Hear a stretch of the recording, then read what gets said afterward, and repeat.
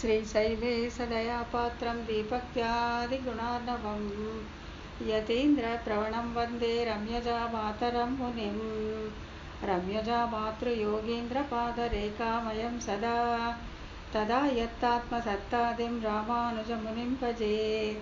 लक्ष्मीनाथसमारम्भां नादयामुनमध्यमाम् अस्मदाचार्यपर्यन्तां वन्दे गुरुपरम्पराम्।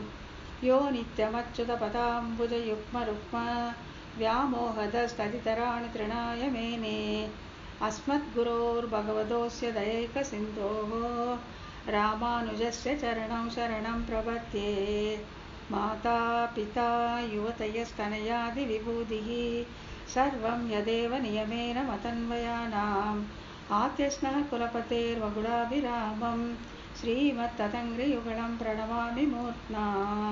भूतं सहश्च महदाह्वयभट्टनाद श्रीभक्तिसारकुलशेखरयोगिवाहान् भक्ताङ्घ्रिरेणुपरकालयतीन्द्रमिश्रान् श्रीमत्पराङ्कुशमुनिं प्रणतोऽस्मि नित्यम्।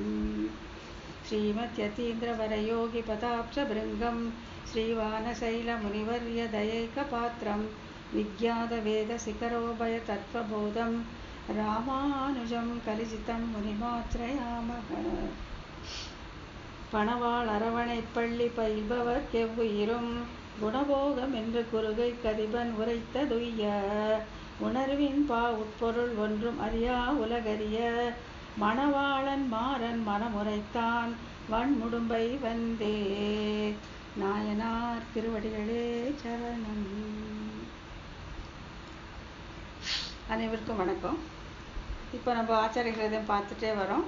இதில் சர்வேஸ்வரன் கொடுத்த அந்த விவேகத்தினாலே எதை விடணும் எதை பற்றணும் அப்படின்னு பார்த்தோம். அந்த விடுகைக்கும் பற்றுகைக்கும் அடியானது எது அப்படின்னு பார்த்தோம். அப்புறம் சுக துக்கங்கள், சுகம் கை கொள்ளத்தக்கது, துக்கம் விடத்தக்கதுன்னு பார்த்தோம். அதுக்கு அதில் சுகத்தோட எல்லை நிலம் எது, துன்பத்தின் எல்லை நிலம் எதுன்னு பார்த்தோம். அதுக்கப்புறம் இது சுகத்தோட எல்லை நிலம் கிடைப்பதற்கும் அது கிடைக்காம போவதற்கும் அர்த்த பஞ்சக ஞானமே முக்கியமானது அப்படின்னு பார்த்தோம். அந்த அர்த்த பஞ்சக ஞானத்தை கொஞ்சம் விவரமாகவே எல்லாருமே அனுபவித்தோம். அதுக்கப்புறம் இந்த அர்த்த பஞ்சக ஞானம் கிடைப்பதற்கு இந்த 3 குணங்களில் 2இல் 1 ஒன்றில் 1 2ல் 1 இருந்தாக்கா அது கிடைக்காது அப்படின்னு பார்த்தோம். சத்துவகுணம் மேலோங்கி இருந்தால் அது கிடைக்கும். அதுக்கு எம்பெருமானுடைய அந்த மதுசூதனுடைய ஜாயமான கால கடாட்சம் இருக்கணும் அப்படின்னு பார்த்தோம். இது கிடைக்கிறதுக்கும் கிடைக்காம போகிறதுக்கும் என்னென்ன காரணம் அப்படின்னு பார்த்தோம். அப்புறம் அதுக்கப்புறம் இதனால் ஏற்படக்கூடிய நன்மைகள் என்னென்னா, ஒன்று அயன சம்பந்தம், மற்றொன்று அச்சித்து சம்பந்தம் அப்படின்னு பார்த்தோம் இல்லையா. இது ரெண்டுமே ஜீவாத்மாவுக்கு ஏற்பட்ட ஒன்று அப்படின்னு பார்த்தோம். அச்சித்து சம்பந்தம் அனாதியானது, ஆனால் அயன சம்பந்தம் அதற்கு முற்பட்டது அப்படிங்கிற வரைக்கும் நம்ம கொண்டு நிற்க வச்சுருந்தோம். இப்போது இப்போதான் இதுக்கு மேலே தான் இன்னும் கொஞ்சம் விவரமாக இதை பார்க்கணும்.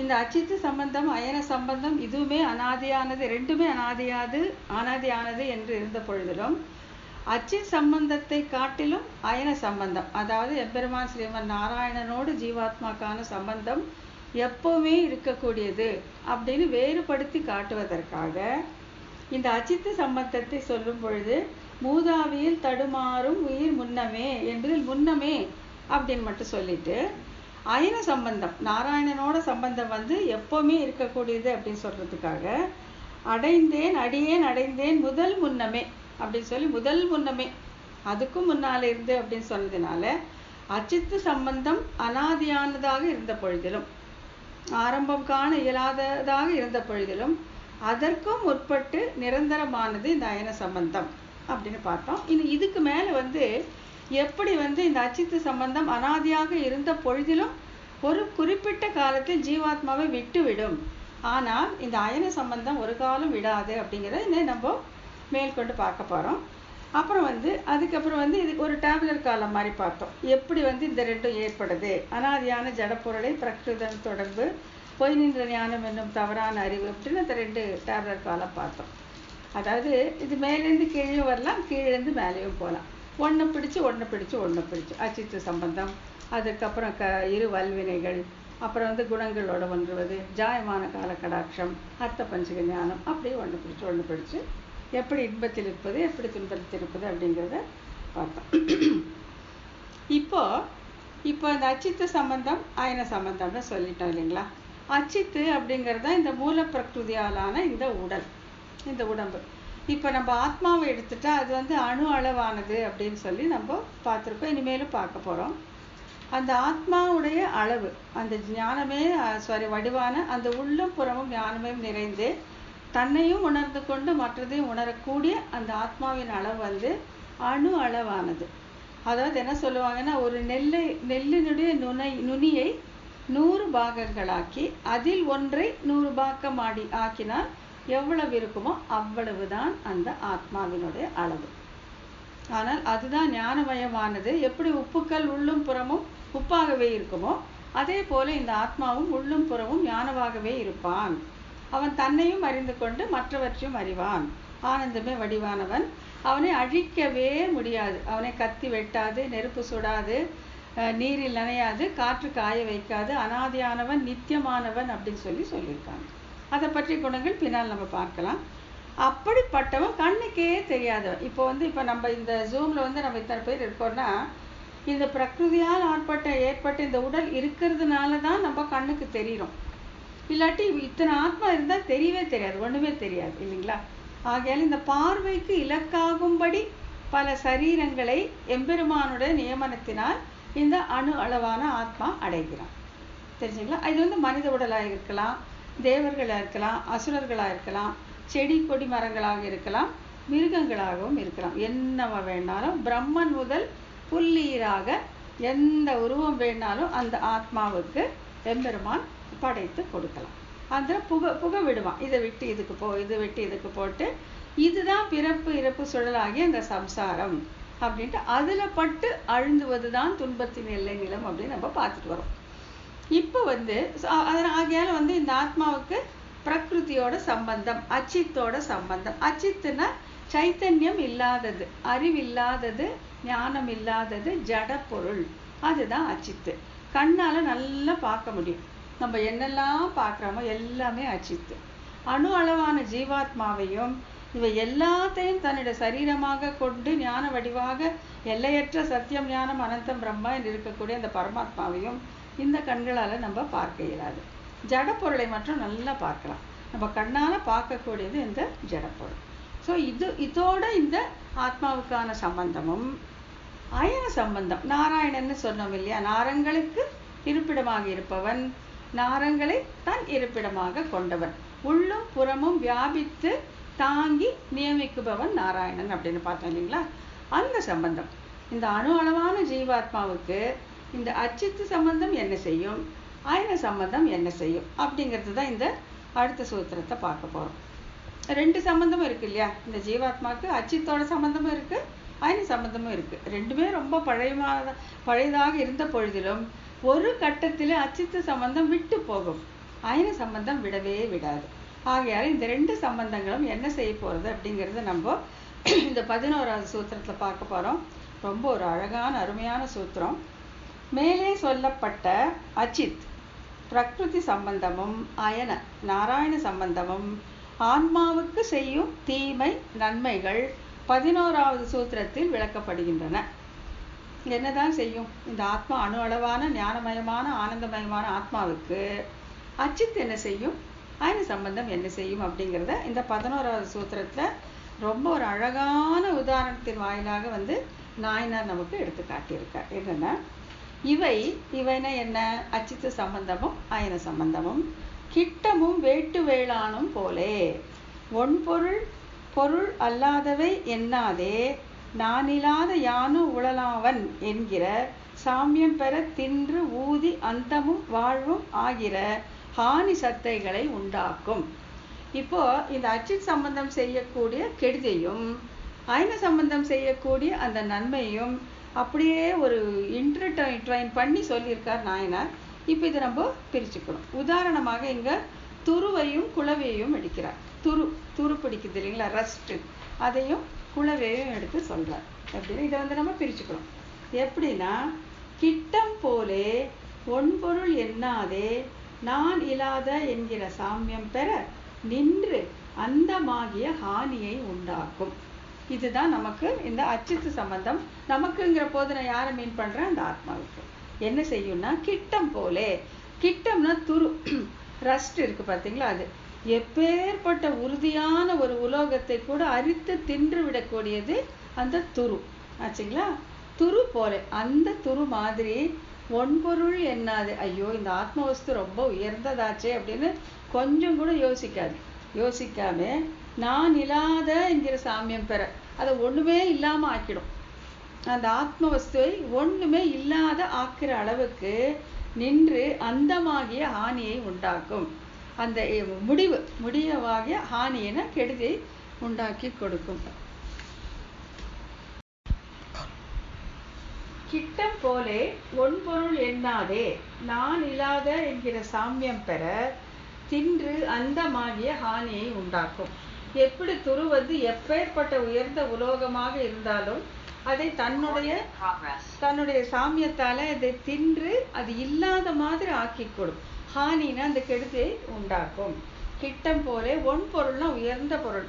அடடா, இது எவ்வளவு உயர்ந்த வஸ்துவேன், மாணிக்கம் மாதிரி உயர்ந்த பொருளாக இருந்தாலும் அதை தன்னுடைய நெருக்கத்தாலே தன்னுடைய சாமியத்தாலே அது ஒண்ணும் இல்லாம ஆக்கிவிடும். தன்னை போல அதை பிரயோஜனமற்றதாக ஆக்கிவிடும். கிட்டம் போலே ஒன்பொருள் எண்ணாதே நான் இல்லாத என்கிற சாமியம் பெற, நான் இல்லவே இல்லை, அசத்து அப்படிங்கிற அந்தமாகிய ஹானியை உண்டாக்கும், கெடுதியை உண்டாக்கும். எது உண்டாக்கும்? இந்த அச்சித்து சம்பந்தம். எதுக்கு? அந்த ஒன்பொருளாகிய உயர்ந்த வஸ்துவாகிய ஆத்மாவிற்கு அந்த அச்சித்து சம்பந்தம் செய்யக்கூடிய தீமை. கிட்டம் அப்படின்னா இரும்பு போன்ற உலோகங்களின் மேலே பிடிக்கும் துரு நம்ம எல்லாம் பார்த்ததுதான். துருவானது தன்னோடு மாணிக்கம் சேர்ந்தாலும் அதை உருவழித்து தன்னை போல ஆக்கிவிடுவது போல் அச்சித்து சம்பந்தம் உயர்ந்த வஸ்துவான ஆத்மாவை ஞானம் சிறிதும் இல்லாதபடி உருவழிக்கும் என்பது பொருள். இப்ப துரு வந்து மாணிக்கம் போன்ற வஸ்துவை எப்படி உருவழிக்குமோ அதே போல இந்த அச்சித்து சம்பந்தம், இந்த பிரகிருதியோடு ஆன சம்பந்தம் இந்த ஆத்மாவை அதனுடைய ஞானத்தையே அழித்து தெரியாமல் ஆக்கிவிடும் அப்படின்னு சொல்றாங்க.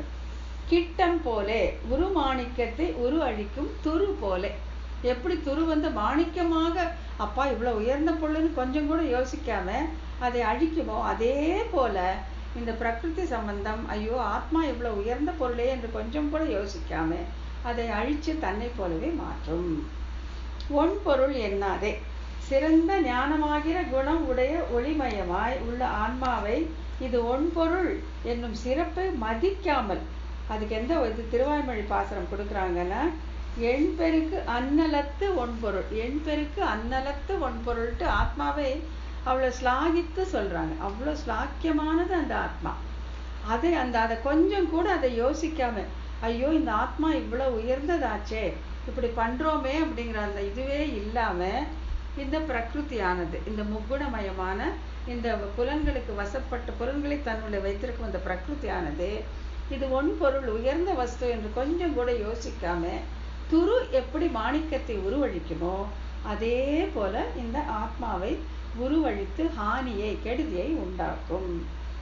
நான் இல்லாத என்கிற சாமியம் பெற, இல்லவே இல்லைன்னு சாமியம்னா ஈக்குவல், அதுக்கு சமமாக செய்துவிடும். நான் இல்லாத என்கிற சாமியம் பெற அச்சித்தானது இல்லது திருவாய்மொழி 1, 2, 4 என்றும் யாதொரு அச்சித்த பொருள் இல்லை என்கிற சொல்லால் சொல்லப்படுகிறதோ அப்படின்னு விஷ்ணு புராணத்துல சொல்றாங்க. இந்த அச்சித்து வந்து இல்லாததுக்கே சமம். அதை வந்து ஒன்றும் பெருசா இது கவனிச்சுக்கிறதே இல்லைன்னா அதுல ஒண்ணுமே இல்லையே, ஞானம் இல்லை, சைத்தன்யம் இல்லை, ஒண்ணுமே இல்லை. ஆகையால யாதொரு அச்சித்து பொருள் இல்லை என்கிற சொல்லால் சொல்லப்படுகிறதோ அப்படின்னு விஷ்ணு புராணத்துல சொல்லியிருக்காங்க. என்னன்னா என் நாஸ்தி என்பது விஷ்ணு புராணம். விஷ்ணு புராணம் என் நாஸ்தி அப்படின்ட்டு இந்த பிரகிருதியை சொல்றாங்க என்று ஒப்புமை பெருமாறு விவரிக்கப்படும். தன்னோடு நானினாத முன்னெல்லாம் திருச்சந்த விருத்தம் என்கிறபடி ஆத்மா பிற இல்லாத தன்மை சொல்லும்படி. இப்போ இந்த பிரகிருதி வந்து அதுவே இல்லை என்று கணிசிக்கப்படுகிறது. விஷ்ணு புராணத்திலே சொல்லியிருக்கு, சுவாமி நம்மாழ்வார் இல்லது அப்படின்னு சொல்லியிருக்காங்க. ஆக இல்லைன்னே சொல்லலாம்படி அதாவது வேதத்தில் அதை பற்றிய பேச்சே இல்லை என்று சொல்கிறபடி இருக்கக்கூடிய இந்த அச்சித்தானது இந்த ஒன்பொருளான ஆத்மாவை தன்னிடத்தில் வைத்திருக்கும் போது, தன்னுடைய வசத்தில் இருக்கும் பொழுது அதையும் தன்னை போலவே ஆக்கி எப்படி துருவானது மாணிக்கத்தையும் அழித்து விடுமோ அதே போல அழித்து விடும் என்பதே இங்க அர்த்தம். தின்னுடும். இந்த துரு பிடிச்சா அப்புறம் பார்த்தா ஒண்ணுமே இருக்காது. இப்போ நம்ம இந்த தாப்பால் எல்லாம் பார்த்தா கூட அந்த இரும்புல பண்ண தாப்பால் துரு பிடிச்சிருச்சுன்னா அப்படியே உதிர்ந்துடும், ஒண்ணுமே இருக்காது அங்கே. ஆத்மாவிற்கு இயல்பாக உடைய ஞானத்தை சிறிது கூட இல்லாதபடி உருவழித்து முடிவான தீமையை உண்டாக்கிவிடும். அந்த ஆத்மாவுக்கு ஞானம் பிரகாசிக்க முடியாம செய்து அதை தீமையை உண்டாக்கி அதை முடித்துவிடும். அதுக்கு எந்த பாசனம் எடுக்கிறாங்கன்னா பெரிய திருமொழியில அந்தமும் வாழ்வுமாய எம்பெருமான் அப்படிங்கிற இதுல காணப்படும் அந்தமாகிய தீமையை உண்டாக்கும். இப்போ அந்தமும் வாழ்வுமாய எம்பெருமான் அப்படின்னு பெரிய திருமொழியில சொல்லியிருக்கிறது. முடிவும் வாழும் ரெண்டும் அப்படிங்கிறது அங்க எடுத்திருக்காங்க இந்த பொருளை. அதுல அந்த மட்டும் எடுத்துக்கிறாங்க. இந்த அச்சித்து சம்பந்தம் என்ன பண்ணும், இந்த துருவை போல அந்தம் எண்டு எப்படி அந்த துருவானது மாணிக்கத்தை கூட ஒன்பொருள் என்று எண்ணாதே, ஐயோ இது உயர்ந்த வஸ்துவாச்சேன்னு கொஞ்சம் கூட எண்ணாம தன் வசத்திலிருந்து தன்னை போலவே மாற்றி உருவழித்து விடுவதாலே அது அந்தம் எண்டு முடிவு என்று சொல்லப்படுகிறது. அந்தம் என்ன காணப்படும் அந்தமாகிய தீமையை விளைவிக்கும். ஆகையால இந்த அச்சித்து சம்பந்தம் என்னப்படும், ஒன்பொருள் அந்த ஆத்மா மாணிக்கத்தை போல உயர்ந்தது, ஞானமும் ஆனந்தமும் வடிவான அந்த ஆத்மாவை தன்னுடைய தொடர்பாலே அதை அப்படியே அது உரு தெரியாமல் அதை மாற்றிவிடும். இதுதான் அச்சித்து ஆத்மாவுக்கு செய்யக்கூடிய அந்த தீமை ஹானி அப்படின்ட்டு. பரம்பொருளை அறியும் ஞானம் ஒருவனுக்கு இல்லையாகில் அவன் இருந்தும் இல்லாதவன் ஆகிறான். தைத்தரிய உபனிஷத் என்றபடி அவனுடைய உண்மையை இன்மையாக்கிவிடக்கூடியது அச்சித் சம்பந்தம். இப்போ இது கூடவே இருந்து எப்படி மாணிக்கத்தையே உரு தெரியாம இந்த உத்துரு அழிக்குதோ அந்த மாதிரி இந்த ஆத்மாவுடைய ஞானத்தை மறைத்து அந்த பரம்பொருளை அறியக்கூடிய அந்த இயல்பையே கெடுத்துவிடும். எது இந்த அச்சித் சம்பந்தம். எப்ப அந்த ஞானம் இல்லாம போச்சோ அவன் இல்லாதவனாகவே உணரப்படுகிறான். ஆகையால் அந்த ஞானம் பிரகாசிக்காத ஆத்மா இல்லை எனும்படியாக ஆகிவிடுகிறது. அதுக்கு என்ன தைத்தரிய உபனிஷத்துன்னு சொல்றாங்க. என்ன அப்படி சொல்றாங்கன்னாக்க அசன்னேவ சபவதி இல்லாததாகவே கருதப்படுகிறான். என்னதான் இது இருந்தாலும் எம்பெருமானை அந்த பரம்பொருளை அறியக்கூடிய அந்த ஞானம் இல்லையாகில் அந்த அவன் இல்லாதவனாகவே உணரப்படுகிறான். அப்படி அந்த பரம்பொருளை அறியக்கூடிய அந்த ஞானத்தை அழிக்கக்கூடிய இந்த அச்சித் சம்பந்தமானது துருவுக்கு ஒப்பானது. துரு எப்படி ஒரு மாணிக்கத்தை கூட உருத்தெரியாமல் அழிக்குமோ அதே போல இந்த மூலப்பிரகிருதி அச்சித்தோடான சம்பந்தம் ஆத்மாவை அந்த ஞானம் முழுவதுமாக மறையும்படி செய்துவிடும் அப்படின்னு சொல்லிட்டு துருவை அச்சித்தோட ஒப்பிட்டு சொல்லியிருக்காங்க. இப்போ ஆயன சம்பந்தத்தை எதோட சொல்லியிருக்காங்கன்னா குளவி வேட்டு வேளானோட சொல்லியிருக்காங்க. இந்த குளவி என்ன பண்ணுன்னா மண்ணிலேயே கூடு கட்டி அது உள்ள அந்த புழுவெல்லாம் வச்சுட்டு என்ன பண்ணுன்னா அதை ஊதி ஊதி ஊதி ஊதி ஊதி தன்னை போலவே ஆக்கிவிடும். ஐயோ இது புழுவே அப்படின்னு கொஞ்சம் கூட இது பண்ணாம அதை ஊதி ஊதி என்னவோ செய்யும். வெளியில போகும், உள்ள வரும், மண்ணை வச்சு மூடும், திறக்கும், பண்ணி அது அந்த கூட்டிலேருந்து வெளியே வரும்போது அந்த எல்லா புழுக்களுமே குளவியாகவே மாறி இருக்கும். இந்த அயன சம்பந்தம் என்னன்னா இவன் இந்த ஜீவாத்மா இப்படி இருக்கிறானே அப்படின்னு பார்க்காம பரமாத்மா பல பிறவிகளிலே முயற்சி செய்து தன்னை போலவே ஆக்கி விடுகிறான். தன்னை போலவே ஆக்கி அவன் பரமபதத்திலே கொண்டு தன்னுடைய வைத்துக் கொள்கிறான். ஆகையாலே இந்த அயன சம்பந்தம் ஜீவனுக்கு செய்யக்கூடிய நன்மை குளவி அந்த புழுக்களுக்கு செய்யக்கூடிய நன்மையோடு ஒப்பிடப்பட்டிருக்கிறது. புழுன்னு பார்க்காம அதை ஊதி தன்னை போலவே அதையும் குளவி ஆக்கிவிடும். அதே மாதிரி இந்த அயன சம்பந்தம் இந்த ஜீவாத்மாவை அவனுக்கு இணையானதாக ஆக்கிவிடும். அதை பார்க்கலாம். வேட்டு வேளானும் போல பொருளாதவை எண்ணாதே யானு உளன் ஆவன் என்கிற சாமியம் பெற ஊதி வாழ்வாகிற சத்தை உண்டாக்கும். இங்க வாழ்வாகிற சத்தை உண்டாக்கும். அங்கு ஹானியை உண்டாக்கும், இங்கு சத்தை உண்டாக்கும். வேட்டு வேளான் அப்படின்னா குளவி. ஒரு குளவியினால் கொண்டு வந்து அடைக்கப்பட்ட புழுவானது அந்த குளவியினால் மாற்றப்பட்டு குளவை போன்றே உருவத்தை பெறுவதைப் போல ஐன சம்பந்தமானது ஞானத்தில் குறைந்த ஆத்மாவை பரமாத்மாவிற்கு ஒத்த ஞானம் உடையவனாக மாற்றி வாழ்ச்சியை பெற்றுத்தரும் என்பது பொருள். பரமாத்மாவுடைய அவன் சர்வஜன் இல்லையா, அந்த ஞானத்தோட இது பண்ணும்போது ஆத்மா இந்த உடலை கட்டுண்ட ஆத்மாவுக்கு ஞானம் கம்மி தான். ஆனால் பரமாத்மா முயன்று முயன்று முயன்று முயன்று தனக்கு இணையான ஞானத்தை உடையவனாக இவனை மாற்றி விடுகிறான். அதுதான் ஐன சம்பந்தம் நமக்கு தரக்கூடிய அந்த வாழ்ச்சி. வேட்டு வேளான் போலே புழுவை கொண்டு வந்து அடைத்து அதை ஊதி ஊதி தன்னை போல ஆக்கும் குளவி போலே. அந்த குளவி என்னவோ செய்யும், வெளியில போகும் உள்ள வரும், ஊதி ஊதி ஊதி அந்த சாதாரண புழுவை தன்னை போன்ற குளவியாகவே மாற்றிவிடும்.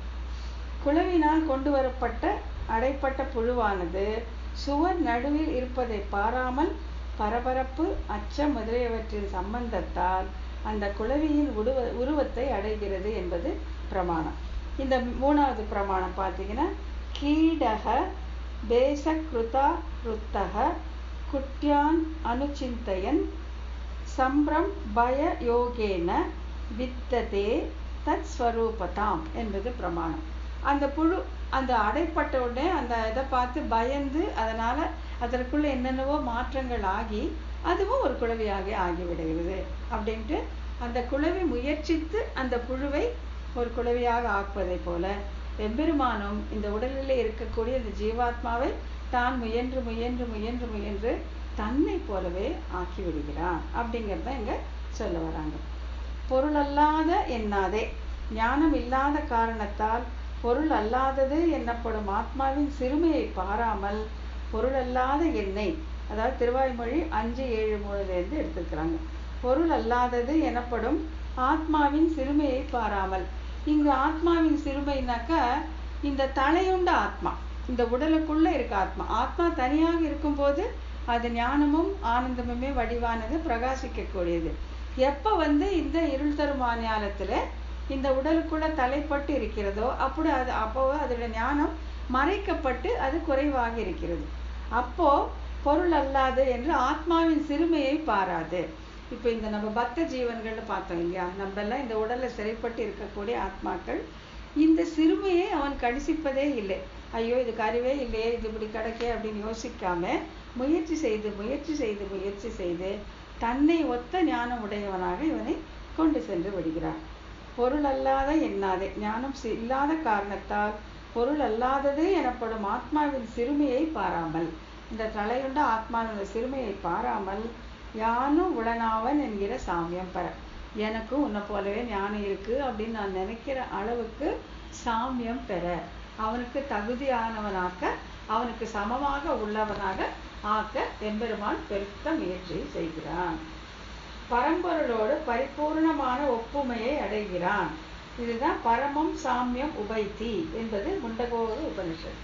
அதாவது எப்போ இப்போ நம்ம இப்போ இது இந்த சம்சாரத்திலே உழந்து வரும்போது வரும்போது வரும்போது பகவானுடைய அருளால நமக்கு இந்த விவேகம் ஏற்பட்டு இந்த சம்சாரத்திலிருந்து நம்ம போகணுங்கிற அந்த விருப்பம் வரும் பொழுது நம்ம உபாயத்தில் ஈடுபட்டோ அல்லது சரணாகதியை பண்ணியோ நம்ம போகும்போது இந்த உடலை விட்டு விட்டு கடைசியாக பிரயாணம் செய்து வைகுண்டத்துக்கு போன பிறகு எம்பெருமானை போன்ற உருவமே நமக்கு கிடைக்கிறது.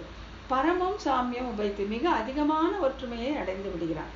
அவனோடு ஒன்றுபடுவதில்லை, பரம்பொருளோடு ஒன்றுபடுவதில்லை, மிக அதிகமான ஒற்றுமையை அடைந்து விடுகிறான். எல்லாவற்றையும் அடைந்து விடுகிறான். அவனுக்கும் இவனுக்கும் என்ன வேற்றுமைனா, அவனுக்கு ஜெகத் வியாபாரம் உண்டு. அந்த படைத்தல் காத்தல் அழித்தல் அவனுக்கு உண்டு, இவனுக்கு கிடையாது. ஜெகத் வியாபார வர்ஜம் அப்படிங்கிறது அது ஒண்ணுதான் இவனுக்கு இல்லாம, மற்றபடி பரமம் சாமியம் உபைத்தி மிக அதிகமான ஒற்றுமையை அவன் அடைந்து விடுகிறான். பரம்பொருளோடு பூரணமான ஒப்புமை அடைகிறான். உள்ள உலகு அளவும் யானும் உளனாவன் அப்படின்னு பெரிய திருவந்தாதில ஆழ்வார் சொல்றார். கால தத்துவம் உள்ள வரைக்கும் நானும் இருப்பேன். அங்க உருத்தெரியாம அழிச்சிடுது இல்லைங்களா, இங்கே கால தத்துவம் இருக்கும் வரையிலும் நான் இருப்பேன் அப்படின்ற மார்த்தட்டிக்கிற அளவுக்கு எம்பெருமான் இவனை மாற்றி விடுகிறான். எப்படி ஒரு குளவி பூச்சியை அடைத்து வைத்து ஊதி ஊதி ஊதி தன்னை போன்ற உருவத்தை அதற்கு தருகிறதோ, அதே மாதிரி இந்த உடல்களில் அகப்பட்டு ஞானம் குறைந்து இருக்கும் இந்த ஜீவாத்மாவை தன்னை போலவே, தன்னை போன்ற அந்த ஒப்புவமை அடையும்படி பரமாத்மா செய்து விடுகிறான். ஊதி தன்னை போல மாற்றி வாழ்வாகிற சத்தை உண்டாக்கி, இங்கதான் வாழ்வாகிற சத்து, அதுதான் சத்து இருப்பு, அதுதான் உண்டாக்கி அந்தமும் வாழ்வுமாய் எம்பெருமான். அதே திருமொழி, அந்த பக்கம் அந்தமும் வாழ்வுமாய் எம்பெருமான்ங்கிறப்போ அந்தத்தை ஏற்படுத்தும் எது? அச்சித்து சம்பந்தம். இங்க வாழ்வு ஏற்படுத்தும் எது? அயன சம்பந்தம். அந்தமும் வாழ்வுமாய் எம்பெருமான் என்பதில் காணப்படுவது போல இருப்பு என்பதை ஏற்படுத்துகிறான் பரமாத்மா. என்றும் உளனாவன், நீ எப்பவுமே இருப்பா, நல்லா எந்த விதமான இதுவும் இல்லாமல் பரமாத்மாவோடு மிக அதிகமான ஒற்றுமை பெற்று நீ வாழ்ந்து கொண்டே இருப்பார். எப்படின்னு அந்த வாழ்வு கிடைக்கிறது. கிடைக்கும்படி செய்வது எது? அயன சம்பந்தம், ஜீவாத்மாக்கான அயன சம்பந்தம். அச்சித்தோட சம்பந்தம் அந்த மாதிரி துரு போல இல்லாமையை செய்துவிடும். பரம்பொருளே அறியும் ஞானம் ஒருவனுக்கு இருக்குமேயாகில் அவனை உள்ளவனாக அறிகிறார்கள் அப்படின்ட்டு தைத்தரிய உபனிஷத் ஆனந்தவல்லியில என்னும் உயர்ந்த நிலையை ஏற்படுத்தும் அயன சம்பந்தம். அதுக்கு சந்தமேனம் ததோவிது அப்படின்னு தைத்தரிய உபனிஷத் வார்த்தை அங்கே எடுத்திருக்காங்க. எப்போ இந்த பரம்பொருளை அறியும் ஞானம் இருந்தால் அவன் உள்ளவனாக அறியப்படுகிறான். அதுதான் சத்து, சத்தை உண்டாக்கும். அங்கே பரம்பொருளை அறியும் ஞானம் இல்லாவிட்டால் அவர் அசன்னேவ பவதி, அது ஹானி. அது ஹானி, இது சத்து. சத்தா ஹானிகளை உண்டாக்கும்னா இது சத்தை உண்டாக்கும் எது? அயன சம்பந்தம். ஹானியை உண்டாக்கும் எது? அச்சித்து சம்பந்தம். அச்சித் சம்பந்தம் எதை போன்றது? மாணிக்கத்தை உரு தெரியாமல் அரிக்கும் துழுவை போன்றது. அயன சம்பந்தம் எது போன்றது அப்படின்னா புழுவை கொண்டு அடைத்து ஊதி ஊதி ஊதி தன்னை போன்றே உருவத்தை தரக்கூடிய அந்த வேட்டு வேளாண் குளவையை போன்றது. இதுதான் சொல்லி அயன சம்பந்தம் என்ன செய்யும், அச்சித்து சம்பந்தம் ஒரு ஆத்மாவுக்கு என்ன செய்யும் அப்படிங்கிறத இந்த உதாரணத்தின் வாயிலாக சொல்லியிருக்க நான். இப்போ அடுத்த சூத்திரம். இப்படி அச்சித்து சம்பந்தமும், அதாவது பிரகிருதி தொடர்பும் ஆயன சம்பந்தமும் நாராயண சம்பந்தமும் ஆகிய இரண்டும் ஆத்மாவிற்கு என்றுமே இருக்குமா என்கிற வினாவிற்கு 12வது சூத்திரத்தில் பதிலளிக்கப்படுகிறது. என்றுமே இருக்கும்னா கொஞ்சம் கஷ்டம். என்றுமே இருந்தாக்கா இதுவும் விடாது அதுவும் விடாதுன்னாக்கா அப்போ என்னதான் ஆகும் அப்படிங்கிறது. என்றுமே இருக்குமா, ஒன்று நிறைவடைந்து விடுமா அப்படிங்கிற கேள்விக்கு இந்த 12வது சூத்திரத்தை பதிலளிக்கப்படுகிறது. ஒன்று கூடினதாய் பற்று அறுக்க மீண்டொழிகையாலே பழவடியேன் என்னுவது ஒன்றுமே ஒழிக்க ஒழியாதது. இப்படிதான் சூத்திரம். இதை நம்ம பிரிச்சுக்கணும். இந்த சூத்திரத்தை கீழ்கண்டவாறு பிரித்து பொருள் கொள்ள வேண்டும். எப்படின்னா, அச்சித்து சம்பந்தம் ஒன்று கூடினதாய் பற்று அறுக்க மீண்டு ஒழிகையாலே இது போக்க வல்லது. ஸோ அச்சித்து சம்பந்தம் போயிடும். அனாதியாக இருந்த பொழுதிலும் அது என்னன்னாக்க ஒன்று கூடியதா, இது வந்து ஏறியது, வந்தேறி அப்படின்னுவாங்க. முதல்ல இருக்காது, ஏறும். அது நம்மளோட சேர்ந்துக்கும். ஒன்று கூடியதாய் பற்று அறுக்க மீண்டு ஒழிகையாலே, இந்த பற்று, இந்த தேகத்தின் மேலான பற்று அது விடும்போது அது ஒழிகையாலே அது போக்க வல்லது. அச்சித்து சம்பந்தம் ஆத்மாவுக்கு போக்க வல்லது. ஏன்னா முதல்ல அது வந்தேறியது ஒண்ணு, இன்னொன்று அது போக்கக்கூடியது. பற்று அறுத்தா போய்விடும். ஆகையால அச்சித்து சம்பந்தம் ஒழிக்க வல்லது, அது முடிவடையக்கூடியது. அச்சித் சம்பந்தம் ஒன்று கூடினதாய் பற்றறுக்க மீண்டொழிகையாலே இது போக்க வல்லது. இதை விட்டுடலாம், இது விட்டுரும், அச்சித் சம்பந்தம் விட்டுடும் அப்படின்ட்டு. ஒன்று கூடினதாய், இந்த அச்சித்து சம்பந்தம் ஆன்மாவிற்கு இயல்பாக அமைந்ததல்ல, இடையில் வந்தேறியது. ஆத்மா அனாதியாக இருந்த பொழுதிலும் இந்த அச்சித்து சம்பந்தம் அதற்கு ஏறியது, ஏற்பட்டது, இதோட சேர்ந்தது, இயல்பானது அல்ல. இது நல்லா புரிஞ்சுக்கலாம். முதல்லேருந்து இருக்க ஆத்மா அதற்கு இயல்பான அதோடைய பண்பில் இருக்கக்கூடியதல்ல இந்த அச்சித்து சம்பந்தம். அது மேல ஏறியது, அதோட தொடர்பு கொண்டு விட்டது. ஆகையால இது அழிக்கக்கூடியது. பெருந்துயர் இடும்பையில் பிறந்து கூடினேன் அப்படின்ட்டு பெரிய திருமொழியில திருமங்கையாழ்வார் முதல்ல சொல்றார். வாடினேன் வாடி வருந்தினேன் அந்த பாசுரத்துல. ஆகையால இந்த இது எம்பெருமான் தான் ஏற்படுத்தி கொடுக்குறான், இல்லை நம்மளாவா இதை ஏற்படுத்திக்கிறோம், அதெல்லாம் கிடையாது. இருந்த பொழுதிலும் இந்த அச்சித்து சம்பந்தம் ஏறியது, ஆகையால இது போகக்கூடியது அப்படின்றாங்க. அடுத்தது, அதுவும் பற்று அறுக்க மீண்டும் ஒழிகையாலே. இந்த அச்சித்து சம்பந்தம் எல்லாம் வல்ல இறைவன் அருளால் வாசனையோடு போக்கடிக்கப்பட்டு ஒழிகிறது, போயிடும். இது வந்தேறதும் அல்ல, போய்விடும் கூட. எப்படி போகும்னா, எம்பெருமானோட திருவருளால் இந்த பற்று அறுக்க, இந்த தேக சம்பந்தத்தை நான் ஒழித்து விட்டோமானால் அது போய்விடும். ஆகையால இது நிரந்தரமானது அல்ல. வினைப்பற்று அறுக்கும் விதியே அப்படின்னு பெரிய திருமொழி 11:4-9 சொல்லியிருக்காங்க. அடைந்த அருவினையோடு அல்லல் நோய் பாவம் இடந்தவை மீண்டும் ஒழிய அப்படின்னு முதல் திருவந்தாதியில் சொல்லியிருக்காங்க. அதாவது இதெல்லாம் என்னன்னா, ஆழ்வார்கள் பாசுரங்கள்லேருந்து எப்படி இந்த அச்சித்து சம்பதம் எம்பெருமானுடைய திருவருளாலே ஒழிந்து விடும் அப்படிங்கிறத காட்டுறதுக்காக இந்த 2 பாசுரங்களை இங்கே உதாரணமாக சொல்லியிருக்காங்க. ஒன்று வினைப்பற்று அறுக்கும் விதியே, இன்னொன்று அடைந்த அருவினையோடு அல்லல் நோய் பாவம் இடைந்தவை மீண்டும் ஒழிய அப்படின்ட்டு எம்பெருமானுடைய திருவருள் இருக்குமாகில் இந்த அச்சித்து சம்பதம் போய்விடும். ஆகையால இது நிரந்தரமானது அல்ல அப்படிங்கிறாங்க. இந்த அச்சித்து சம்பந்தம் இப்படி இடையில் வந்து கூடிய வந்தேரியாயும் இறைவன் அருளால் கழிந்து விடுவதுமாகிய அச்சித் சம்பந்தத்தை ஏன் அனாதி என்கிறோம் என்பதற்கான காரணங்கள். அப்போ அனாதியான அச்சித்து சம்பந்தம் ஏன் சொல்றோம்? வந்தேறியது நம்பர் 1. இரண்டாவது எம்பெருமானுடைய அருளால் அது கழிந்து விடும்னு சொல்கிறோம். ஸோ நடுவில் வந்தது போயிடும் அப்படின்னு சொல்லும்போது இதை ஏன் அனாதின்னு சொல்றோம், முதல்ல இருந்தது ஏன் சொல்றோம் அப்படிங்கிறதுக்கான காரணங்கள் சொல்றாங்க. அச்சித்து சம்பந்தம் எப்பொழுது வந்தேறியது என்பது தெரியாததா இதை அனாதி என்கின்றன பிரமாணங்கள். எப்போ வந்துச்சுன்னு தெரியல. அதாவது ஒவ்வொரு ஜீவாத்மாக்கும் குறைந்தது 84 லட்சம் உடல்கள் கிடைக்கும் அப்படின்னு சொல்லும்போது குறிப்பிட்ட ஜீவனுக்கு எப்பொழுதுதான் இந்த அச்சித்து வந்தேறியதுன்னு எப்படி நம்ம கணக்கு வச்சுக்க முடியும்? இல்லையா, முடியாது இல்லையா. ஆகையால் எப்பொழுது வந்தேறியது என்று அறியாததால் இது அனாதி என்கிறோம். ஒரு டேட்டே தெரியலையே, 2 மாசமா 3 மாசமா 10 வருஷமா 100 வருஷமா தெரியல. அந்த ஆரம்ப காலமே தெரியாமல் இருப்பதால் இதை நாம் அனாதி என்கிறோம் என்று பிரமாணங்கள் சொல்கின்றன. அப்போ எப்பொழுதோ ஒரு நாள் இறைவனுடைய அருளால் அது அழிந்து விடுவதால் வந்தேறி எனப்பட்டது. அதாவது இப்போ காரணமே அது டேட்டே தெரியல, எப்போ வந்ததுன்னே தெரியாததால அனாதி. எம்பெருமானுடைய திருவருளால் கழிந்து விடும் என்பதால் வந்தேறி. அனாதியானது வந்தேரியானது இந்த 2மாக இருப்பதாலே இந்த அச்சித்து சம்பந்தம் ஆன்மாவுக்கு கழியக்கூடியது. அதுதான் வித்தியாசம் அச்சித் சம்பந்தத்துக்கும் அயன சம்பந்தத்திற்கும். எனவே இந்த சரீரத்தின் சம்பந்தம் இடையிலே வந்தேறியதாய் நல்வினை தீவினைகள் காரணமாக வருகையால் யாதேனும் ஒரு காலத்தில் அழியக்கூடியது என்றும் உள்ளதாக இருக்காது. ஆகையால எப்போ ஒரு காலத்தில் ஏற்பட்டுடுச்சு, இந்த ஆத்மாவுக்கு ஒரு உடம்பு கிடைச்சிருச்சு. அதுக்கப்புறம் அந்த நல்வினை தீவினை அந்த 2 வல்வினைகளால் அது மீண்டும் மீண்டும் மீண்டும் பிறந்து வருவதாலே அனாதியாக வருகிறது அப்படின்னு நினைச்சிருக்கோம்.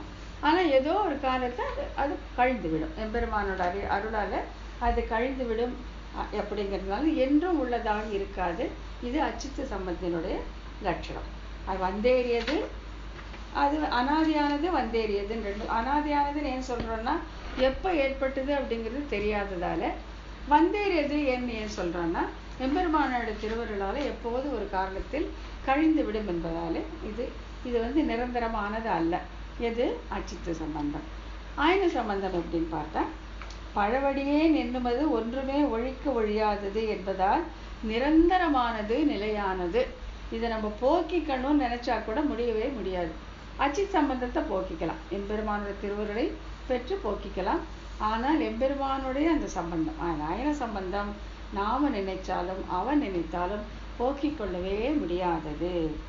பழவடியேன் என்னுவது ஒன்றுமே, எம்பெருமானே நானும் உனக்கு பழவடியேன், நான் உனக்கு எப்பவுமேப்பா, இப்போ நேத்துன்னு இல்லை, பழவடியேன் பழைய அடிமை, எப்பவுமே நான் உனக்கு சேஷபூதன் என்கிற அந்த உறவாலே. பழவடியேன் என்னுவது ஒன்றுமே, பகவான் சேஷி தலைவன், ஜீவாத்மா சேஷன் அடிமை சேஷபூதன். இந்த உறவு மிக மிக தொன்மையானது, பழமையானது, நிலையானது, அனாதியானது. இந்த சம்பந்தம் என்றுமே உள்ளது. நீங்கள் எந்த உடம்புல வேணா இருந்துக்கோங்க, மனுஷன், ஸ்தாவரம், திரியக்கு, தேவர், மனுஷர், எந்த உடல்ல எத்தனையாவது பிறவியால் இருந்தாலும் அவன் சேஷி, இவன் இவன் சேஷன் என்கிற அவன் எஜமான், இவன் வேலையாள், அவன் தலைவன், இவன் அடிமை அப்படிங்கிற அந்த சம்பந்தம் நிலையானது. அது அவன் நினைச்சாலும் மாற்ற முடியாது, நம்ம நினைச்சாலும் மாற்ற முடியாது. அப்படி இருப்பதாலே இந்த அயன சம்பந்தமானது நிரந்தரமானது. திருமாலே நானும் உனக்கு பழவடியேன் அப்படின்னு திருப்பல்லாண்டில் சொல்லப்பட்டபடி பழமையான உறவு. பழமையான உறவு என்ன உறவு? அவன் சேஷி, நாம் சேஷபூதர்கள். அவன் தலைவன், நாம் அடிமைகள். ஒழிக்க ஒழியாது. இந்த உறவு அழிக்க இயலாதது. இறைவனாலும் ஒழிக்க முடியாது, மக்களாலும் ஒழிக்க முடியாது. அவனாலும் போக்கிக்க முடியாது, நம்மாலும் போக்கிக்க முடியாது. அதைத்தான் ஆண்டாள் எப்படி சொல்லியிருக்காள்? உறவே நமக்கு இங்கு ஒழிக்க ஒழியாது. நீ நினைச்சாலும் போக சொல்ல முடியாது, நான் நினைச்சாலும் போக்கிக்கவே முடியாது. அப்படி ஒரு பர்மனன்ட் ரிலேஷன்ஷிப்னு வச்சுக்கலாம். எப்படி போகவே போகாது. அப்படி இருப்பதனாலே எனவே நாராயண சம்பந்தம் அனாதியானது. எந்த காரணத்தை முதலிட்டும் ஏற்படாததால் அதை ஒழிக்க இயலாது. இது என்றும் உள்ளதாக இருக்கும். இப்போ அது அனாதின்னு ஏன் சொன்னோன்னா, எப்போ வந்ததுன்னு தெரியாததுனால அனாதின்னு சொன்னோம். ஆனால் இது என்றுமே உள்ளது, என்றுமே உள்ளதாகையாலே அதுக்கும் இதற்கும் வேறுபாடு உண்டு. அது ஒரு காலத்தில் கழிந்து விடும். இதை எம்பெருமான் நினைத்தாலும் நான் நினைத்தாலும் இதை கழித்து கொள்ளவே முடியாது. அப்படிங்கிறதுனால அச்சித்து சம்பந்தம் அனாதியாக அதுவும் அனாதி எனப்படுகிறது, இதுவும் அனாதி எனப்படுகிறது. ஆனாலும் ஒரு காலத்தில் அச்சித்து சம்பந்தம் கழிந்துவிடும். எம்பெருமானோட அயன சம்பந்தம் ஒரு காலத்தும் கழியாது அப்படின்னு சொல்லப்படும். அதுதான் இந்த ரெண்டுக்கும் உள்ள வேறுபாடு. ரெண்டுமே தொன்மையானது.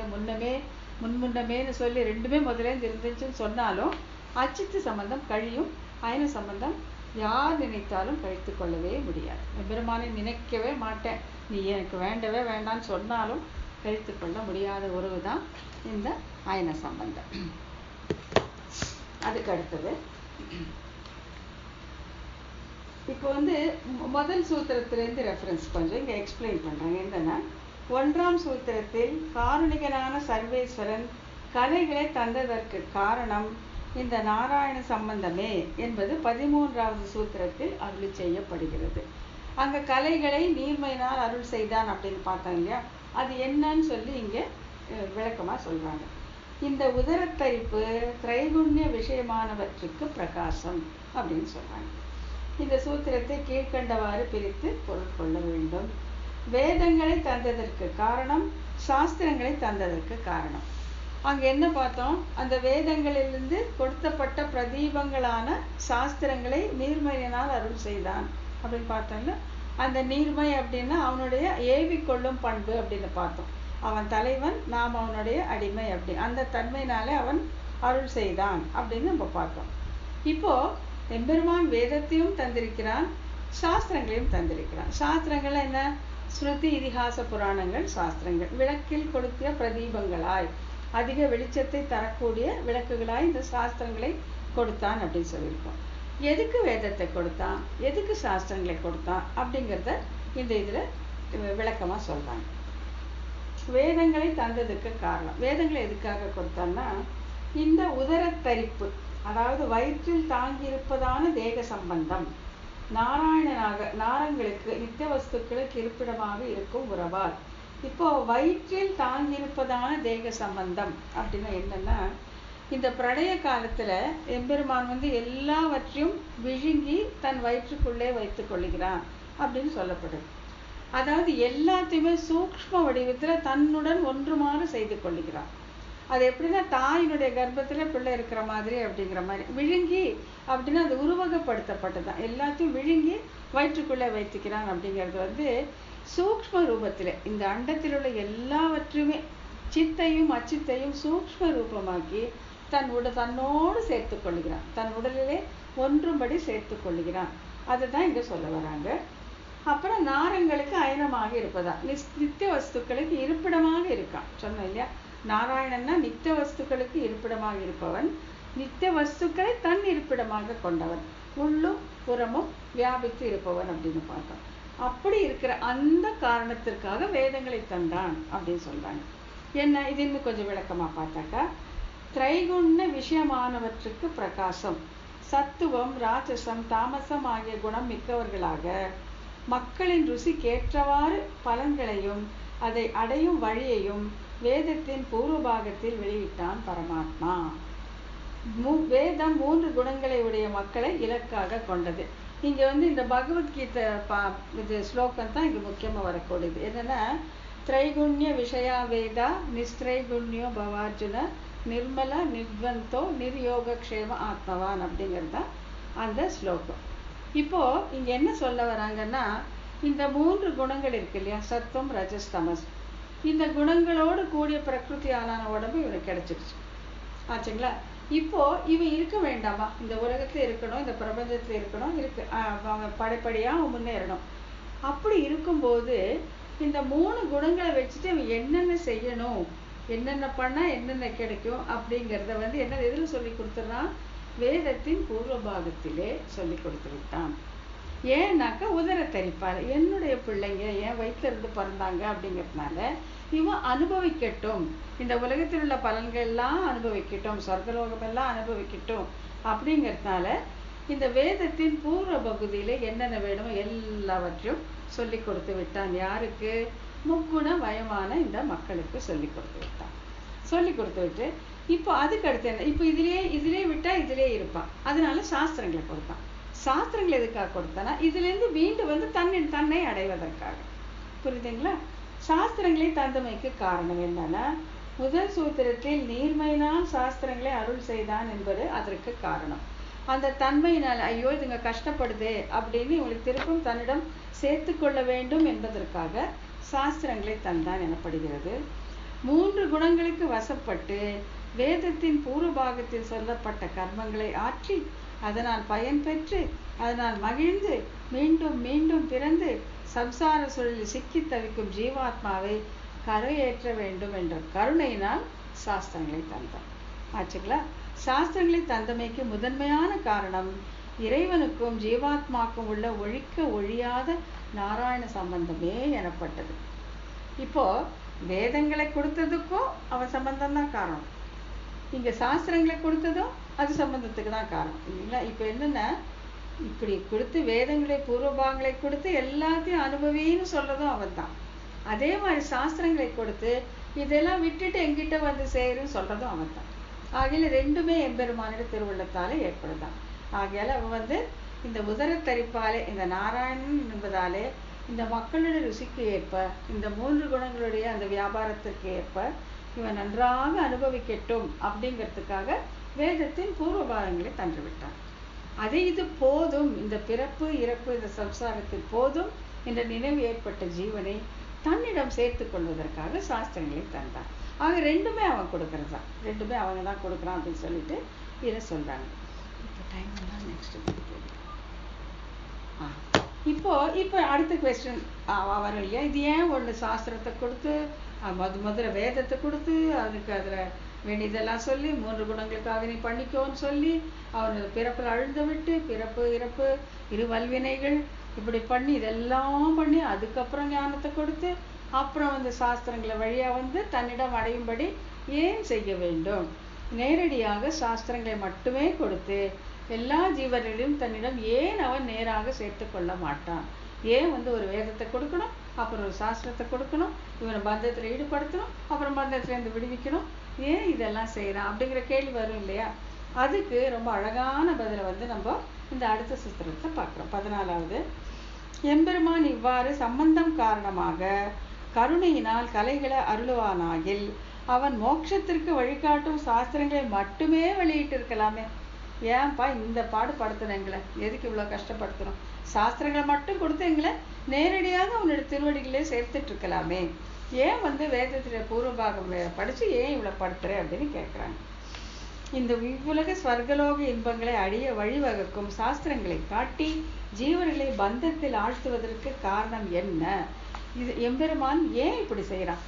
பந்தத்திலே வைக்கிறான், அங்க வேதத்துல பூர்வபாகத்தை காட்டி அதோட யாகம் செய், யக்னம் செய், இது பண்ணாது கிடைக்கும், இது பண்ணாது கிடைக்கும், இந்த யாகம் பண்ணு, தாமம் பண்ணு, தன் பண்ணி இந்த பந்தத்திலே மாட்டி இவர்களை சுழல வைக்கிறாய். அப்புறம் அதுக்கப்புறம் சாஸ்திரங்களை காட்டி அதிலிருந்து விடுவித்து உன்னிடம் சேர்த்து கொள்ளுகிறாய். ரெண்டையும் ஏன்பா செய்யற? ஒரேடியா மோட்சத்திற்கு மட்டும் வழிகாட்டி இருக்கலாமே அப்படிங்கிறதுக்கு ரொம்ப அழகான ஒரு உதாரணத்தை இங்க சொல்றாங்க. வத்சலையான மாதா பிள்ளை பேகணியாமல் மண் தின்ன விட்டு பிரதி ஔஷதம் இடுமா போலே எவ்வியர்க்கும் தாயாயிருக்கும் வண்ணமான இவனும் ருசிக்கு ஈடாக பந்தமும் பந்தம் அறுப்பதோர் மருந்தும் காட்டுமேரே. ரொம்ப அழகான ஒரு சூத்திரம். இங்கே வந்து எம்பெருமான ஒரு அம்மாவுக்கு, ஒரு தாய்க்கு எக்ஸாம்பிளாக சொல்கிறாங்க. இப்போ வந்து குழந்தை என்ன பண்ணும், மண்ணு தின்றேன்னு அடம் பிடிக்கும். அப்படியே இந்த காலத்து மண்ணு தின்ற குழந்தை இல்லை. இந்த காலத்து ஐஸ்கிரீம் வேணால் வச்சுக்கலாம். தொண்டை அதுக்கு டான்சிலைட்டிஸ் வரும், வேண்டாம் ஐஸ்கிரீம்னு அது பேன் பண்ணியிருப்பாங்க. ஐஸ்கிரீம் வேணும்னு ஒத்த காலம் நின்று அழும்போது அந்த தாயார் வந்து பாவம் இது வருத்தப்படுதுன்னு வாங்கி கொடுத்துருவாங்க. அன்றைக்கி நைட்டே தொண்டை கட்டி ஜரம் வந்து காய்ச்சல் வந்து ஃபிட்ஸ் வந்து டாக்டர் கிட்ட தூக்கிட்டு போய் இன்ஜெக்ஷன் போடுறதும் அவளே தான். அதனால் இந்த குழந்தை வருத்தப்படக்கூடாதேங்கிறதுக்காக மண் தின்ன விட்டுன்னு அதுக்கு வேண்டிய அனுபவத்தை கொடுத்து அதுக்கப்புறம் அதனால் வரக்கூடிய கஷ்டத்தை அறுத்து எரிபவளும் அந்த தாய் தான். அதை போலவே எவ்வுயிருக்கும் தாயான சர்வேஸ்வரனும் பந்தமும் பந்தம் அறுப்பதோர் மருந்தும் காட்டுகிறான் அப்படின்னு சொல்லி இதில் சொல்கிறாங்க. இதை கீழே மாதிரி பிரிச்சுக்கணும். வத்சலையான மாதா பிள்ளை பேகணியாமல் மண் தின்ன விட்டு பிரதி ஔஷதம் இடுமா போலே.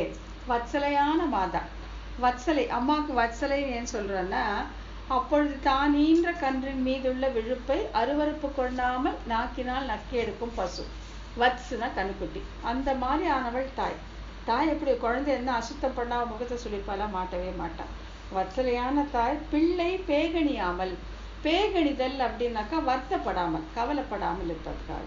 பிள்ளை பேகணியாமல் மண் தின்ன விட்டு, ஐயோ பாவம் அழுது அடம் மண்ணை தின்னணும் இவ்வளோ ஆசைப்படுதே, சரி தின்னு தொலையிட்டோம் அப்படின்னு விடும் மாதாவை போல மண் தின்ன விட்டு பிரதி ஔஷதம் இடுமா போல. அதுக்கான மருந்து அவளே தான் ஊற்றுவான். மண்ணை தின்ன விடுறதும் மாத்தாதான், மருந்து ஊத்துறதும் மாத்தாதான், ரெண்டுமே அம்மா தான். வத்சலையான மாதா பிள்ளையிடம் மிக்க அன்புடையவளான தாயார். பாவம் குழந்தை அழுது அடம் பண்ணும் போது அது வேண்டியதை கொடுத்துருவா அம்மா. கொஞ்ச நேரம் பாப்பா ரொம்ப அடம் பிடிச்சா கொடுத்துருவாங்க. பிள்ளை பேகணியாமல், மண்ணை தின்பதற்கு ஆசை கொண்ட பிள்ளை வருந்தாமல். பேகணியாமல் அப்படின்னா வருந்தாமல், அது வருத்தப்பட்டு அழாமல் இருக்கிறதுக்காக கொடுத்துட்டு மண் தின்ன விட்டு அந்த அனுபவம் பண்ணு, மண்ணை தின்னு விட்டுடுவான். ஐஸ்கிரீம் வேணுமா தின்னு, சாக்லேட் வேணுமா தின்னு, என்ன வேண்டாம் பண்ணிக்கணும் விட்டுடுவான். ஏன்னா அது வருத்தப்படாமல் இருக்கணுங்கிறதுக்காக. அழுறதே முகத்தை சுடிச்சுட்டு அழுதேங்கிறதுக்காக தின்ன விட்டுருவான். முதலில் பிள்ளை விரும்பியபடி அதை மண்ணை தின்ன விட்டு என்ன வேணுமோ தின்னுக்கோன்னு விட்டுருவான். தின்ன விட்டு பிரதி ஔஷதம் இடுமா போலே, பிள்ளை மண் தின்றால் வந்த கேடு நீங்குவதற்காக அதுக்கு மாற்று மருந்து கொடுப்பது போல அதையும் அவளே தான் செய்வாள். அந்த மண்ணு தின்னுட்டு அதுக்கு வியாதி வந்துச்சுன்னா அதுக்கு மருந்து கொடுத்து அதை சரி பண்ண போகிறதும் அவளே தான். இப்போ அந்த அதுக்கு இப்போ நம்ம கேட்கலாம் இல்லையா, மண்ணு தின்னாமே வச்சிருக்கலாமே, அந்த குழந்தைய மண்ணு தின்னாமே வச்சிருக்கலாமே, அது என்னென்ன கேட்டுச்சோ தின்னாமே வச்சிருக்கலான்னா, அது இப்படி முகத்தை பார்க்கும்போது அந்த அம்மா கையோ சரி போனால் கொஞ்சம் தின்னு தொலைட்டு அப்புறம் மருந்து ஊற்றிக்கலாம் தோணும் இல்லைங்களா. அதுதான் அம்மாவுடைய இயல்பு. பாவம் குழந்தை வருத்தப்படுதே அப்படிங்கிறதுக்காக அது கேட்டதை அனுபவிக்க விடுவாள். அதனால் வரக்கூடிய கெடுதையும் அவளே தீர்த்து வைப்பாள். அதே போலதான் எம்பெருமானும் இங்க இது வந்து ஒரு குழந்தைக்கு தாய், ஒரு தன்னுடைய குழந்தைக்கு மட்டும் தாயாக இருக்கக்கூடியவள் செய்யக்கூடியது. இவன் எப்படிப்பட்டவன், எவ்வுயிருக்கும் தாயானவர், எல்லா உயிருக்கும் தாயானவர், எவ்வுயிருக்கும் தாயாயிருக்கும் வண்ணமான இவனும் ருசிக்கு ஈடாக பந்தமும் பந்த மறுப்பதோர் மருந்தும் காட்டும். இவன் என்ன பண்றான், இந்த மண்ணு தின்றதுக்கு ஈக்குவல் இங்கே பந்தம், மருந்து போடுறதுக்கு ஈக்குவல் பந்த மறுப்பதோர் மருந்து. ஸோ பந்தத்தை காட்டுவதற்காக வேதத்தின் பூர்வபாகத்தையும் பந்த மறுப்பதோர் மருந்தை காட்டுவதற்காக சாஸ்திரங்களையும் தந்தான் அப்படின்னு கனெக்ஷன் காட்டுறாங்க. எவ்வுயிருக்கும் தாயிருக்கும் வண்ணமான இவனும் எல்லா ஜீவாத்மாக்களுக்கும் பெற்ற தாயை போன்ற அன்பை உடைய இறைவன், எல்லாருக்கும் அவனே தாயானவன். எல்லா எவ்வுயிருக்கும் தாயோன் அப்படின்னு திருவாழ்மையில சொல்லப்பட்டு தாயிருக்கும் வண்ணமே என்று பெரிய திருவிழில் சொல்லப்பட்டபடி எல்லா ஜீவராசிகளுக்கும் ஒரே ஒரு அம்மா எம்பெருமான் ஸ்ரீமன் நாராயணன். ருசிக்கு ஈடாக ஜீவாத்மாக்களின் விருப்பத்திற்கு ஏற்ப. இப்போ இந்த ஜீவாத்மா வந்து மட்டியா இருந்தான்னு வச்சுக்கோங்க, அவனுக்கு ஞானமே இல்லை, அச்சித்து பிராயமாக இருந்தால் அவன் தன் விருப்பப்படி அதை விநியோகம் கொள்வான். ஆனால் எனக்கு ஞானம் இருக்கே, அனுபவிக்கணுங்கிற ஆசை இருக்கே, ருசி இருக்கே, ஆகையால அந்த ருசிக்கு ஈடாக அவர்களுக்கு விருப்பத்திற்கு ஈடாக என்ன பண்றான்னா பந்தமும் பந்தம் மறுப்பதோ மருந்தும் காட்டுவீரே. பந்தமும் காட்டி சம்சாரத்தில் கட்டுப்படுத்திருத்தலாக தலையையும் காட்டி, அதனால்தான் சம்சாரத்துல அவனை வைக்கிறான். ஏன்னா இவன் ஆசைப்படுறான், இவனுக்கு அந்த ஆசை இருக்கிறதுனால அந்த ருசிக்கு ஏற்று அந்த ரஜஸ்தமஸ் குணம் இருக்கு, அந்த ருசிக்கு ஏற்ப இவனை தலையுண்டிருத்தலாகிய அந்த சம்சாரத்தில் வைக்கிறான். இதுதான் மண் தின்னு விடுவது. பந்த மறுப்பதோர் மருந்தும் காட்டுமிரு. எப்படி அந்த மண்ணு தின்ன பிள்ளைக்கு அம்மா மருந்தை ஊட்டுறாளோ அதே மாதிரி இந்த தலைகளை நீக்கும் வழிகளையும் அவனே காட்டுகிறான். பந்தமும் பந்தம் மறுப்பதோர் மருந்தும் காட்டுமிரு. எப்படி வத்சலையான தாயார் இந்த குழந்தையை பேழ்கணியாமல், அது வருத்தப்படாமல் இருப்பதற்காக, அது இஷ்டப்பட்டதை தின்னவிட்டு அதனால் வரக்கூடிய தீமையை போக்குவதற்காக மருந்தும் தானே ஊத்துவாளோ அதே போல எவ்வுயிர்க்கும் தாயாயிருக்கும் இந்த சர்வேஸ்வரன் இவன் ருசிக்கு ஏற்ப பந்தங்களை, இந்த இல்வாழ்க்கையும் இந்த சம்சாரத்தையும் காட்டி அதற்கு பின் அதனால் இவனுக்கு வரக்கூடிய தீமையை யோசித்து அதை அறுப்பதற்கான மருந்தையும் காட்டுவான். இங்க பந்தத்தை காட்டுவது எது? வேதத்தின் பூர்வ பாகங்கள். பந்தத்தை அறுப்பதாகிய மருந்து எது? சாஸ்திரங்கள். அந்த மாதிரி பிரிச்சதை பொருள் பண்ண வேண்டும். இவ்வாறு எம்பெருமான் பந்தத்தில் ஈடுபடுத்துவதும் மோட்சத்திற்கு வழிகாட்டுவதும் சம்பந்தம் அடியாக வரும் அன்பின் செய்கையாலே சம்பந்தத்திற்கு குற்றம் வராது என்கிறபடி. அது அவன் அன்பினால செய்யறான். எப்படி அம்மா மண் தின்னு விட்டு மருந்து போடுறாளோ அதே மாதிரி இவன் பந்தமும் பந்தம் மறுப்பதும் ரெண்டுமே காட்டுறான். அங்க அம்மா ஏன் செய்யறா? அம்மா பிள்ளைங்கிற அந்த சம்பந்தத்தாலே, அந்த உறவால. வேற யாருன்னா இருந்தா அந்த மாதிரி பண்ண மாட்டான். அம்மா தான் அதெல்லாம் பண்ணுவான். மண்ணும் தின்னு விடுவான், மருந்து போடுவான். அதே மாதிரி எம்பெருமான் அந்த ஒழியாத அந்த சம்பந்தத்தாலே எனக்கு பந்தத்தையும் காட்டி பந்தத்தை அறுக்கும் வழியும் ரெண்டையுமே காட்டுகிறான் அப்படின்னு இந்த சூத்திரத்துல ரொம்ப அழகா சொல்லியிருக்காங்க. அந்த பேகழித்தல் அப்படின்னா வருந்துதல். அதுக்கு எடுத்து காட்டுறாங்க. என்னன்னா, பின் சென்று காதல் கூற பேழ்கணி திறங்குகின்ற அப்படின்னு கம்பராமாயணத்திலேருந்து அந்த பேழ்கணித்தலுக்கு அர்த்தம் கம்பராமாயணத்திலேருந்து எடுத்துங்க காட்டுறாங்க. அந்த பேகணியாமல் அப்படின்னா வருந்தாமல் அப்படிங்கிறதுக்கு அந்த வேர்டு எங்கேருந்து எடுத்திருக்காங்கன்னா கம்பராமாயணத்திலேருந்து எடுத்திருக்காங்க. ஸோ இதுதான். இப்போ அச்சித்து சம்பந்தம் ஆயன சம்பந்தம் ரெண்டு தான் எனக்கு முக்கியமாக நம்ம பார்த்துட்டோம். அச்சித்து சம்பந்தம் கிட்டம், அந்த துரு போன்றது, ஆயன சம்பந்தம் குளவி போன்றது அப்படின்னு பார்த்தோம். அப்புறம் இந்த மாதிரி இந்த ரெண்டு சம்பந்தத்தில் எது நிலையாக இருக்கக்கூடியது, எது வந்தேறியது, எது கழிந்து கூடது ரெண்டுமே பார்த்தோம். அச்சித்து சம்பந்தம் ஏதோ ஒரு காலத்தில் நம்மளுக்கு விட்டு போயிடும். ஆயன சம்பந்தம் விட்டு போகவே போகாது. இப்படி இருக்கும்போது இந்த ரெண்டுத்துக்கும் இதுக்கு என்ன காரணம்? எம்பெருமான் திருப்பி இந்த முதல் சூத்திரத்திலேருந்து எடுத்து ஏன் இந்த கலைகளை நீர்மையினால் அருள் செய்தான் அப்படின்னா, வேதத்தை ஏன் கொடுத்தான், சாஸ்திரங்களை ஏன் கொடுத்தான்னு பார்த்துட்டு அதுக்கப்புறம் இந்த தாய் குழந்தையோட இந்த உதாரணத்தை நம்ம பார்த்துருக்கோம். அதுதான். ஆகையால நம்ம பரமாத்மா நம்ம தப்பு சொல்ல முடியாது. ஏன் இப்படி படைக்கிறான், ஏன் இந்த கஷ்டத்தெல்லாம் கொடுக்குறான், பேசாமல் படைக்காம இருந்திருக்கலாமே அப்படின்னு சொல்லவே முடியாது. ஏன்னா எல்லாமே ஒரு தாய் இருக்கும் வண்ணம் அவன் செய்கிறான். எப்படி ஒரு அம்மா செய்கிறாளோ அதே மாதிரி செய்கிறதுனால ரெண்டுமே அந்த உறவின் காரணமாகத்தான் அவன் செய்கிறான். அந்த பந்தத்தின் காரணமாக தான் செய்கிறான். தொடர்பில்லை அப்படின்னு சொன்னாக்கா ஒன்றுமே செய்ய மாட்டான். தொடர்பு இருக்கிறதுனால இதையும் காட்டுகிறான், அதையும் காட்டுகிறான். எதையும் அனுபவிச்சுக்கோ, எப்போ இது வேணான்னு சொல்லியோ என்னோட கிட்ட வந்துரு, நான் உன்னை இதிலிருந்து விடுவித்து கொண்டு போகிறேன் என்று பந்தமும் பந்தம் அறுப்பதொரு மருந்தும் அவனே எவ்வுயிர்க்கும் தாயான இந்த சர்வேஸ்வரனே நமக்கு காட்டுகிறான் அப்படிங்கிற வரைக்கும் இது